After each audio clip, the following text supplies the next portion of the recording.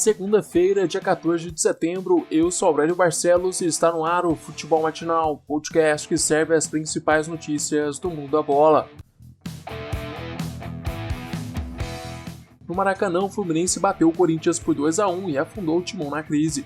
O tricolor carioca começou o duelo com tudo e aos 8 minutos marcou com o Nenê. O camisa 77 recebeu um cruzamento de Calegari na entrada da pequena área, chutou de voleio, mas a batida foi travada pela defesa corintiana. A bola ficou no chão e Nenê, mesmo caído, chutou novamente, desta vez no canto de Cássio, que não conseguiu fazer a defesa. A volta de Coelho ao comando da equipe principal do Corinthians não foi a melhor possível. Timão novamente não fez um grande jogo. Coelho mexeu na equipe titular que disputou o clássico contra o Palmeiras sob o comando de Thiago Nunes. Na zaga, ele foi obrigado a escalar Bruno Mendes e Michel Macedo nos lugares de Fagner e Danilo Avelar, que foram expulsos na última rodada. No meio de campo, a principal novidade foi a escalação de Ederson no lugar de Ramiro.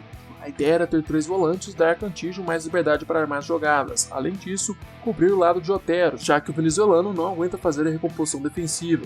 Mas a mudança não durou muito tempo. 10 minutos depois do gol do Fluminense, Coelho sacou o volante para colocar Everaldo na ponta. A substituição não surtiu muito efeito. O Corinthians continuou sem produzir grandes jogadas na parte ofensiva. Durante os 90 minutos, o Timão chutou apenas 9 vezes, acertando apenas 3 tentativas no rumo do gol. No final do jogo, o Fluminense teve um pênalti após a bola bater na mão de Bruno Mendes dentro da área. Nenê foi para a cobrança e converteu para o time da casa. 2 minutos depois, Danilo Barcelos foi expulso depois de uma chegada mais forte em Michel Macedo. Nos acréscimos, Matheus Vital fez o gol de honra. A vitória deixa o Fluminense na 8ª posição com 14 pontos. Já o Timão é o segundo fora da zona de rebaixamento com apenas 9 pontos. Em Porto Alegre, o Grêmio voltou a empatar no Brasileirão. Desta vez o tropeço foi contra o Fortaleza. O Leão Cearense começou o duelo na frente com um gol sem querer de Osvaldo. O camisa 11 cruzou uma bola da meia esquerda, ela quicou na área e entrou no canto direito de Vanderlei. O empate do Imortal sairia no começo do segundo tempo, depois do juiz marcar pênalti em cima de Everton. Diego Souza bateu, o goleirão espalmou, mas Luiz Fernando marcou no rebote. O VAR então chamou o juiz e pediu para voltar o pênalti, porque os dois times invadiram a área na cobrança. Na segunda tentativa, Diego Souza mudou o lado da batida e converteu o pênalti. A temperatura do jogo esquentou depois do empate. Aos 25 minutos, Luiz Fernando e Gabriel Dias trocaram cabeçadas. O juiz então expulsou os dois jogadores. Com um a menos de cada lado, a partida ficou mais aberta. O tricolor gaúcho chegou a marcar o segundo gol na partida, mas o Orejuela estava impedido. Placar final, Grêmio 1, Fortaleza também 1. O time de Renato Gaúcho fica em 12º lugar com 12 pontos. Já o Fortaleza é o 10º com os mesmos 12 pontos. Mano Menezes estreia com derrota no Bahia. Jogando em casa, o tricolor baiano perdeu para o Atlético Goianiense por 1-0. O gol da partida foi marcado pelo goleiro Jean. O camisão do Dragão subiu para o ataque para cobrar uma falta. O chute bateu na barreira e no rebote, Jean colocou para o fundo do gol. Com o resultado, o Atlético Goianiense sobe para 11º com 12 pontos, enquanto o Bahia agora é o primeiro fora da zona de rebaixamento com 9 pontos. No Mineirão, o Atlético Mineiro venceu pressionado o Bragantino por 2-1. O Galo foi a jogo sem Sampaoli no banco de reservas. O treinador pagava a suspensão do cartão vermelho recebido contra o Santos na última rodada. Mesmo sem as orientações do técnico, o Atlético foi superior ao Red Bull, teve o controle da posse de bola e criou mais oportunidades do que o Massa Bruta. O Galo abriu o placar com Hever de cabeça aos 29 minutos do primeiro tempo. No começo da etapa final, Alejandro usou a lei do ex para empatar o duelo. O Atlético pressionava, mas não conseguiu furar a defesa do Braga, até os 18 minutos, quando Keno foi derrubado na área. Sacha bateu mal e Júlio César espalmou para o escanteio. No lance seguinte, o camisa 18 chegou a marcar, mas o impedimento foi marcado. A pressão atleticana continuava. Aos 41, Keno fez uma bela jogada na linha de fundo, cruzou para Savarino, o venezuelano chegou batendo e colocou o Atlético de volta à frente do placar. Resultado final, Atlético Mineiro 2, Red Bull Bragantino 1. O Galo se deu bem na rodada. Dos times que disputam a ponta da tabela, só ele e o Vasco conseguiram vencer. O Braga agora é o último colocado do Brasileirão com 7 pontos. Já o Atlético volta para a segunda colocação com 18 pontos.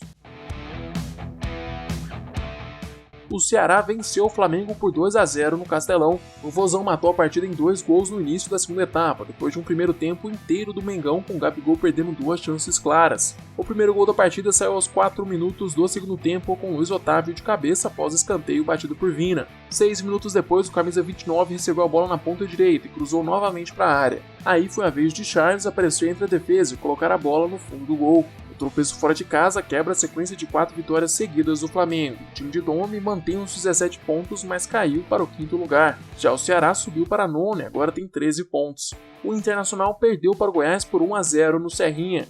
Detalhe que o Esmeraldino bateu o líder da competição jogando com 1 a menos desde os 3 minutos de jogo. O lateral esquerdo Jefferson foi expulso após uma entrada violenta em Marcos Guilherme. O gol do time goiano saiu ainda no primeiro tempo depois de Marcelo Lomba falhar no chute de Vinícius Lopes. Com 1 a mais, o Colorado pressionou bastante, mas quando teve a melhor oportunidade no jogo, Abel Hernandes desperdiçou um gol livre dentro da pequena área. O centroavante, que fez a primeira partida como titular, acabou chutando de tornozelo. A bola que iria para a lateral bateu no defensor e saiu na linha de fundo.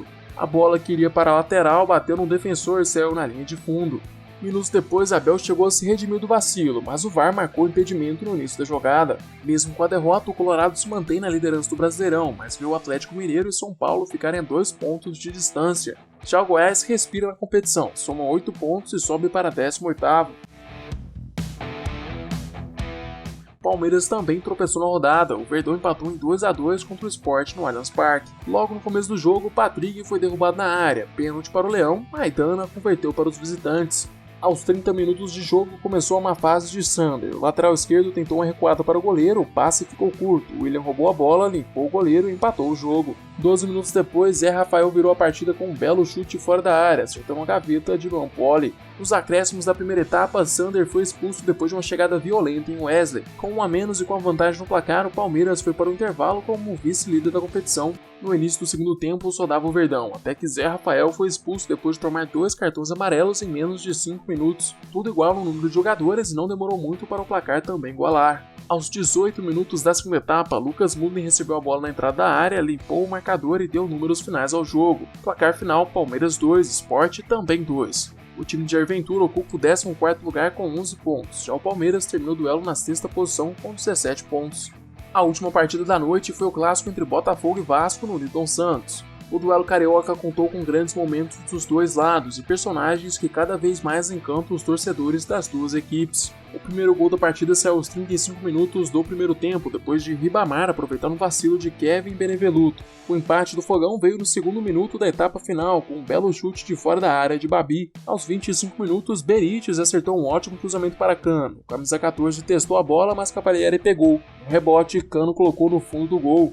2 minutos depois, Igor Catatal ampliou o placar depois de um belo chute de fora da área, sem chances para Cavalieri. Matheus Babi ainda diminuiu o marcador, mas não teve jeito, era a noite do Gigante da Colina. Placar final, Vasco 3, Botafogo 2. O time de Ramon Menezes é o 4º colocado com 17 pontos e 1 julgamento. Já o Fogão termina a rodada como o primeiro time do Z4 na 17ª posição com 9 pontos, e também tem um jogo a menos. Chegamos ao fim deste episódio. Eu, Aurélio Barcelos, volto amanhã com mais futebol matinal para vocês. Eu te espero aqui às 6 horas da manhã. Aproveite para se inscrever no nosso canal do YouTube e seguir o podcast no Spotify. Se puder, também compartilhe o podcast com seus amigos e familiares. Até mais!